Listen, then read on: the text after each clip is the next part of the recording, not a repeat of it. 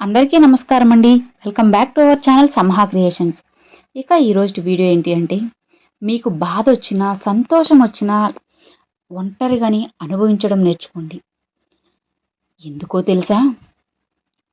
ఈ ప్రపంచంలో మొండితనం అనేది సాధించడంలో ఉండాలి, అంతేకాని వాదించడంలో కాదు.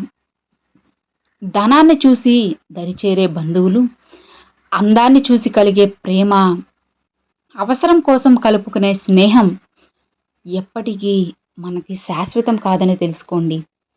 దూరంగా ఉన్నవారిని దగ్గర చేసే శక్తి, అలాగే దగ్గరగా ఉన్నవారిని దూరం చేసే శక్తి కేవలం ఒక్క నోటికి మాత్రమే ఉంటుందని తెలుసుకోండి. అది కత్తి కంటే కూడా చాలా పదునైనది, అలాగే అమృతం కన్నా కూడా ఎంతో మధురమైనదని గుర్తుంచుకోండి. కొద్ది కొద్ది కోరికలతో, చిన్న విషయాలతో సంతృప్తి పడడమే ఉత్తముల లక్ష్యం. ఒక స్త్రీ పురుషుని కంటే బలమైనది కాకపోవచ్చు, కానీ ప్రతి ఒక్క పురుషుని బలహీనత ఒక్క స్త్రీయే కాదంటారా? మీరే చెప్పండి.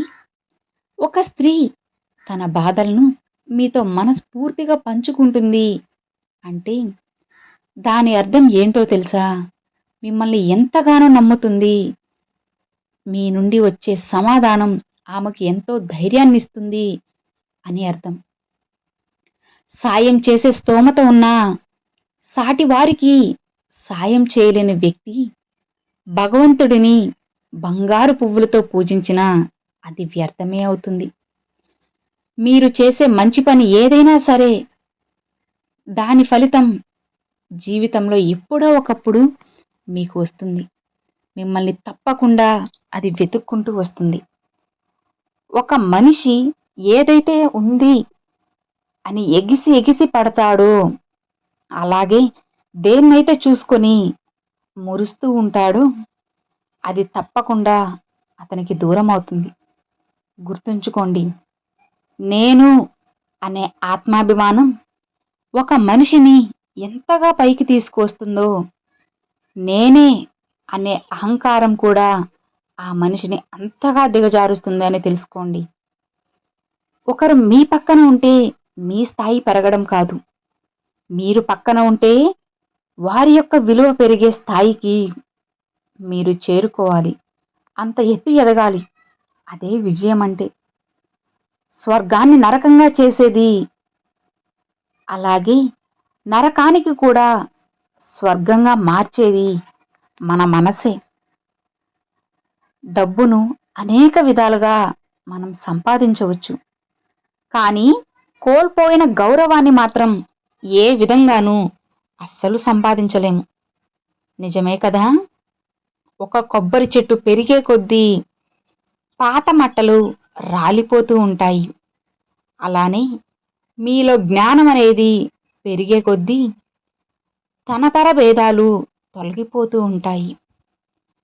100 అబద్ధాలు చెప్పి ఒక నమ్మించే ప్రయత్నం చేయడం కంటే ఒకే ఒక్క నిజం చెప్పి క్షమించు నన్ను అని అడగడం చాలా మంచిది.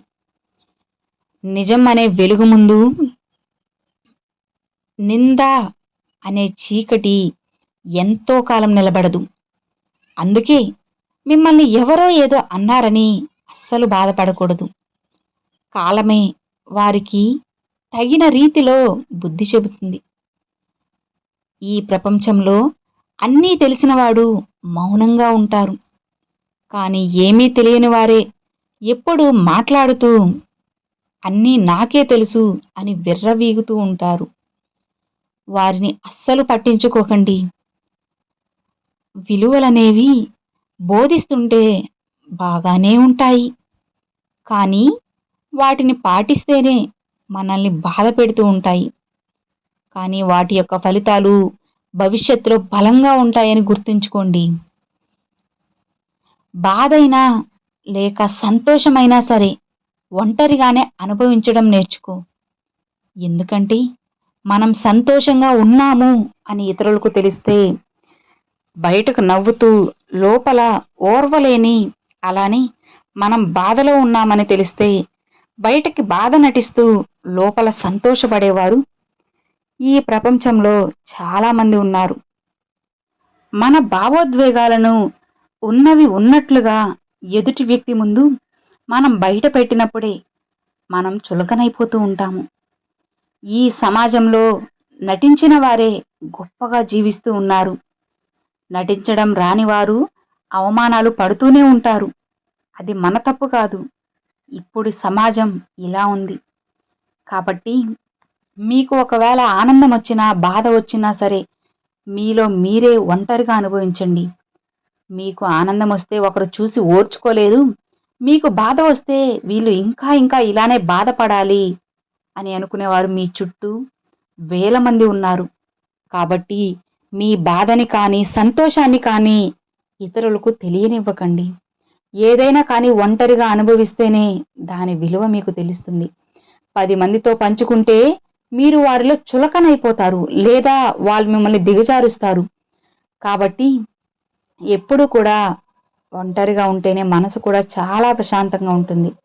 వీలైతే మీ కుటుంబ సభ్యులతో పంచుకోండి. అంతేగాని ఇతరులతో అస్సలు పంచుకోకూడదు. మీ రక్త సంబంధికులతోనే మాత్రమే పంచుకోండి.